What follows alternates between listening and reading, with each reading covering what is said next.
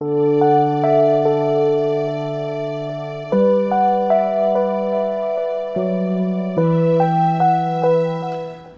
sahabat Santopolus, kita bertemu kembali untuk mendalami doa-doa pokok atau doa-doa dasar Katolik. Di episode kali ini kita akan mendalami lebih dalam tentang doa Angelus atau doa malaikat Tuhan.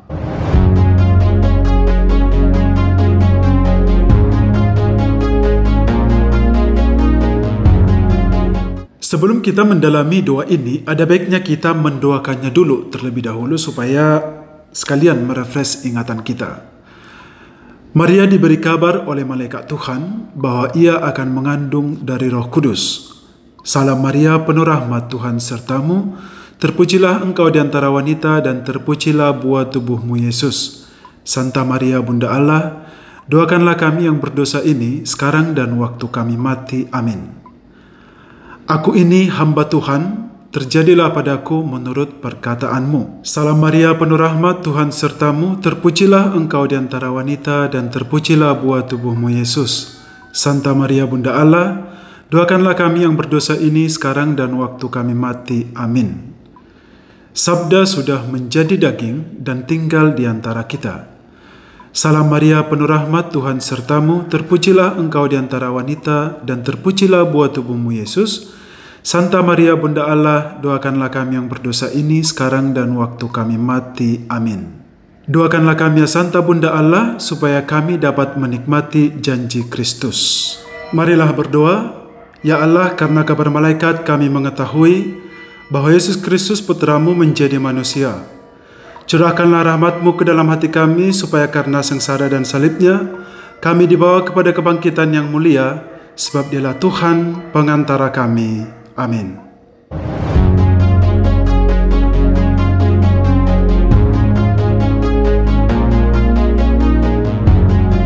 Pertama-tama kita perlu mengetahui terlebih dahulu apa itu sebenarnya doa Angelus. Doa Angelus adalah doa malaikat Tuhan.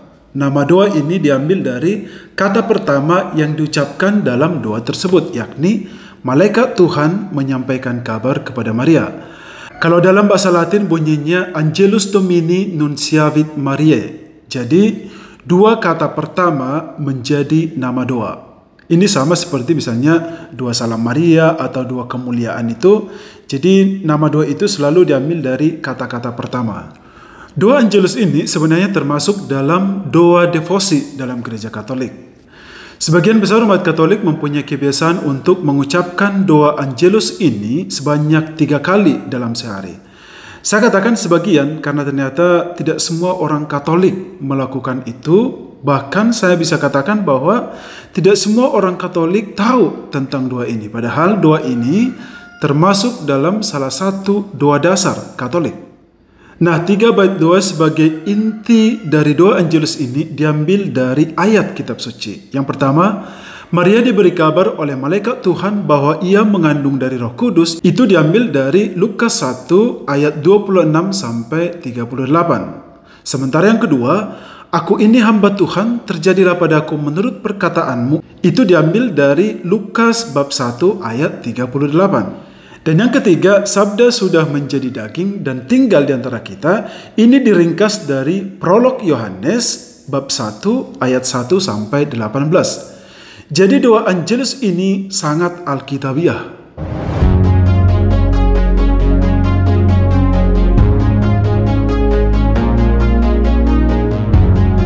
Sekarang kita akan mengetahui sejarah singkat dari doa Angelus ini.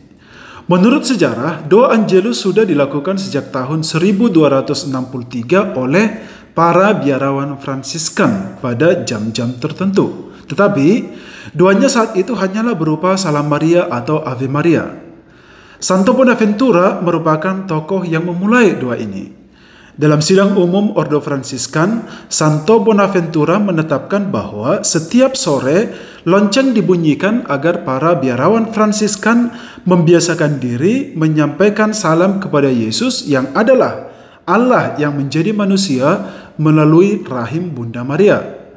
Dan setiap malam lonceng yang sama juga dibunyikan untuk mengingatkan para biarawan waktu itu akan kasih Allah yang nyata dalam Yesus dan kepengantaran Bunda Maria dalam karya keselamatan Allah. Seiring waktu, akhirnya para biarawan Fransiskan juga mengajak umat Katolik di wilayah mereka untuk melakukan doa yang sama. Lalu pada abad 13, doa Angelus sudah berbentuk doa yang terdiri dari 3 salam Maria dan ditambah dengan doa-doa lain. Kebiasaan berdoa Ave Maria dari para biarawan dan awam ini semakin berkembang hingga abad ke-14. Pada awal abad ini, lonceng untuk doa ini bahkan sudah dilakukan pada pagi hari. Misalnya, di Prancis waktu itu dibiasakan juga untuk membunyikan lonceng Ave Maria pada siang hari. Waktu siang ini awalnya dilakukan pada hari Jumat saja, akan tetapi lama-kelamaan dilakukan setiap hari. Selanjutnya di Jerman dan Italia kebiasaan ini juga semakin dilakukan. Doa atau lonceng siang hari tersebut dimaksudkan untuk mengenang sengsara Yesus Kristus. Kemudian pada abad 16, Paus Pius kelima merevisi dan melengkapi doa Ave Maria itu sampai menjadi seperti doa yang kita kenal saat ini. Dalam ensiklik Marialis Cultus, Paus Paulus ke-6 menyatakan bahwa doa Angelus meskipun telah berabad-abad tetap tak ternilai dan tak berubah karena nilai kontemplasi dalam misteri inkarnasi sabda Allah, salam malaikat Gabriel kepada Maria ditekankan di dalam doa itu. Sementara itu, Paus Yohanes Paulus II menyatakan bahwa doa Angelus adalah sangat sederhana, berasal dari Injil, asal muasalnya dari doa perdamaian dan sesuai dengan misteri Paskah. Karena itu, Paus Yohanes Paulus II menekankan bahwa doa Angelus tidak perlu dirubah lagi karena itu sudah sempurna.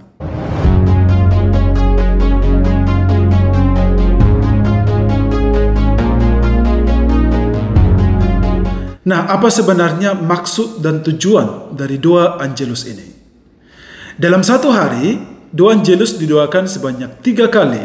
Meskipun doanya itu sama, akan tetapi maksud dan tujuannya itu berbeda sesuai dengan jam atau waktunya. Yang pertama misalnya, doa Angelus pagi hari pukul 6 bertujuan untuk menghormati kebangkitan Kristus yang telah bangkit. Dan bersama Kristus kita memulai hari kita dengan semangat kebangkitan. Yang berikut, doa Angelus pukul 12 di siang hari. Ini bertujuan untuk menghormati sengsara Kristus saat di tengah pekerjaan kita yang berat, agar kita juga senantiasa ingat bahwa Kristus yang telah berkorban bagi kita. Dan yang ketiga, doa Angelus pada sore hari pukul 18. Ini bertujuan untuk agar kita senantiasa menghormati inkarnasi Allah menjadi manusia.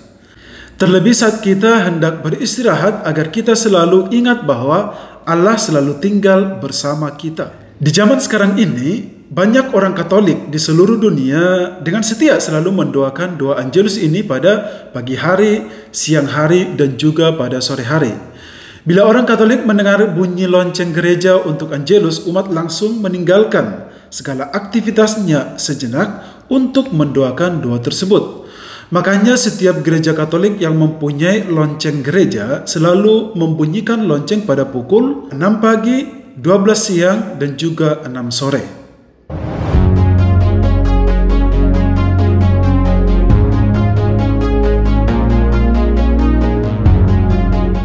Nah, sahabat Santo Paulus, Anda harus tahu juga bahwa ternyata doa Angelus ini didoakan setiap hari sepanjang tahun, kecuali di masa Paskah. Karena di masa Paskah itu kita mendoakan Ratu Surga. Apakah itu doa Ratu Surga? Saya akan menjelaskannya juga secara singkat di sini. Yang mungkin juga Anda sudah tahu bahwa isi Ratu Surga adalah Ratu Surga bersukacitalah, haleluya, sebab ia yang sudi kau kandung, haleluya, telah bangkit seperti disabdakannya, haleluya. Doakanlah kami pada Allah, haleluya. Bersukacita dan bergembiralah perawan Maria, haleluya, sebab Tuhan sungguh telah bangkit, haleluya. Marilah berdoa. Ya Allah, Engkau telah menggembirakan dunia dengan kebangkitan Putra-Mu Tuhan kami Yesus Kristus. Kami mohon, perkenankanlah kami bersukacita dalam kehidupan kekal bersama bundanya perawan Maria, demi Kristus pengantara kami.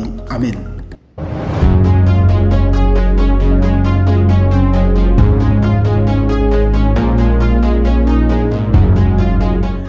Nah, pada masa Paskah kita mengenangkan Yesus Kristus yang rela mati dan wafat demi menebus dosa manusia. Kisah sengsara Yesus telah menunjukkan kepada kita bahwa Yesus bangkit untuk memenuhi janjinya. Sehingga dengan memaknai sukacita dan kegembiraan kebangkitan Kristus pada masa Paskah ini, kita diajak untuk menghayatinya melalui Ratu Surga atau juga yang disebut dengan Regina Coeli.